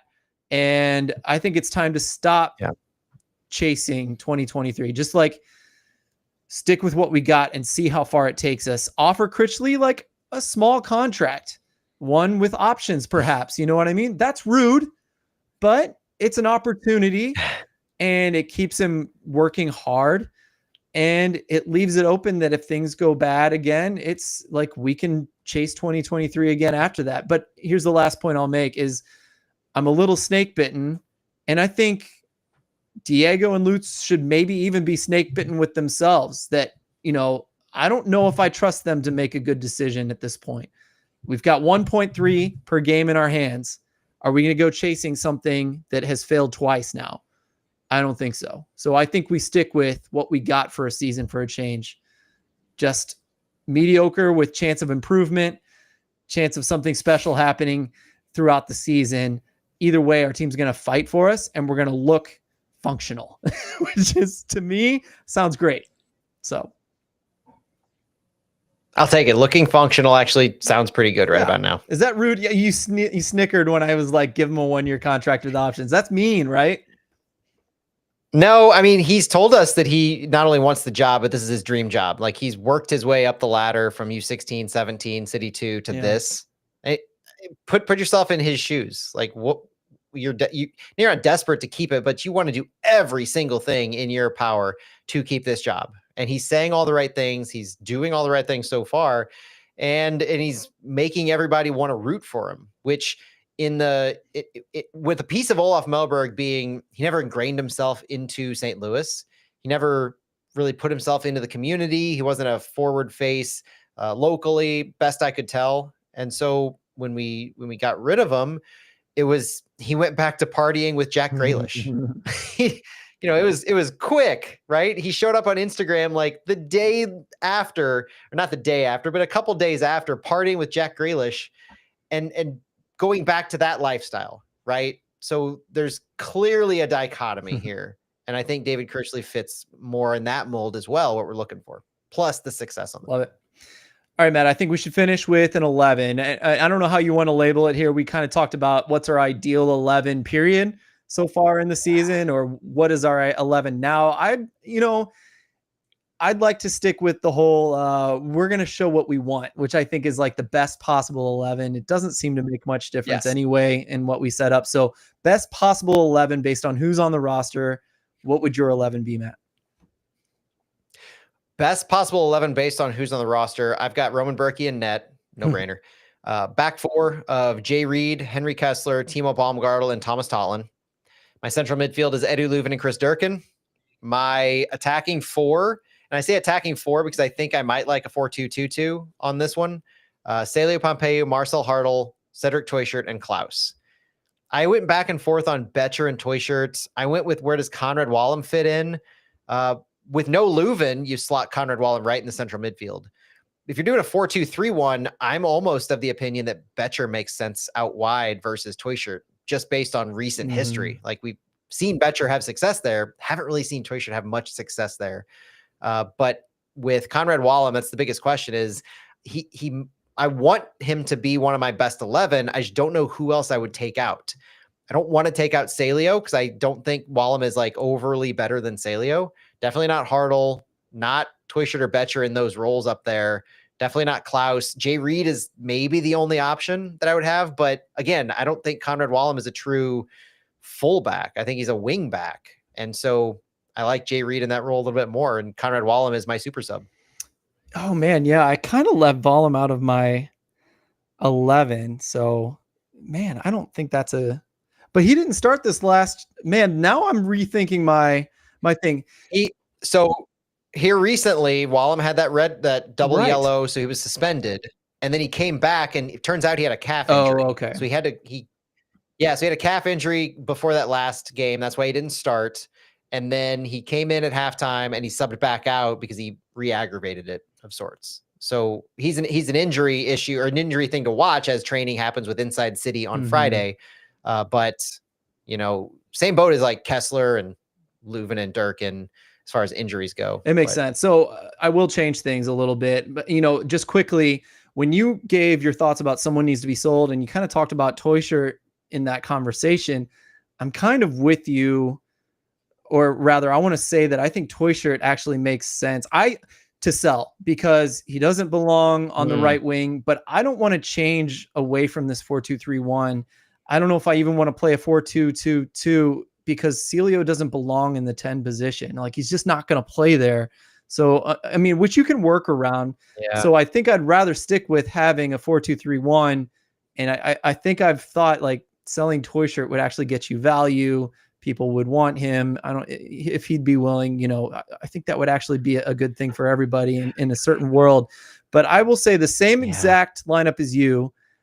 And I had Betcher in there over Toyshirt because I think he's a little bit more, when he played with SLU, he and Klein would actually rotate with each other quite a bit when they were successful at SLU. Yeah.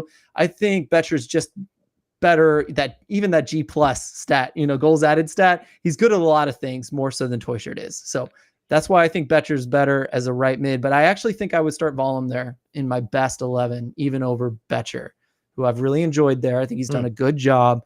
But Wallem is just great wide. He's good centrally too.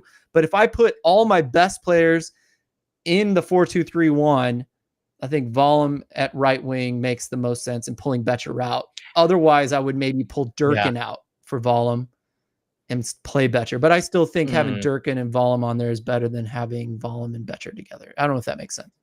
I could very much support the Wallem as the right winger, right midfield, because like I said, he's not a fullback. He's a winger. He could play. He's a winger or a midfielder, but in the attack sort of. And he's kind of been forced to play this 6 role out of necessity. But I would be a fan of an attacking 4, Salio, Hartle, Wallem, and Klaus. I think that would work. In a 4-2-2-2, you take Salio out. Maybe you put Hartle and Toyshirt underneath, or Hartle and Wallem underneath Klaus and Betcher. Kind of cool, yeah. Or Hartle and Wallem under Klaus and Toyshirt. There are multiple ways you can work that out, and have double 10s in Wallem and Hartle, and then Klaus and Toyshirt. I kind of like the idea of that. But in a 4-2-3-1, I'm actually coming around to the idea of Wallem as the right wide midfielder. Took a weird turn there, Matt. Yeah, I gotta we gotta call it. I'm getting on Juneteenth of all days. Way to go. Come on. I'm joking. We know your heart. We know we're good. All right, guys. Thank you so much for listening. Matt, thank you so much for putting these wonderful questions, these wonderful stats together. You did a wonderful job facilitating this conversation today, and I hope everyone has enjoyed it. Thank you all for listening. We'll talk to you guys next time, mid-season. We've hit it, and I think there's nothing but better to come. Don't you, Matt? Absolutely. Enjoy Inside City for anybody listening to this before it happens. We're Orlando City. Enjoy the weekend. It's going to be a hot one in St. Louis. Crazy humidity levels. So stay safe out there. Happy Juneteenth. We're recording on Thursday, June 19th. And have a great weekend and enjoy the rest of this little break. Bye, everyone. We're out. I'll let you take care of the stream however you want. I can do that. Thanks for joining us, everybody. We appreciate you sticking around. The U.S. Bye, men's everyone. national team won 1-0, and so they've got 6 points in group. Good night all around. We'll talk to y'all later. Bye, everyone.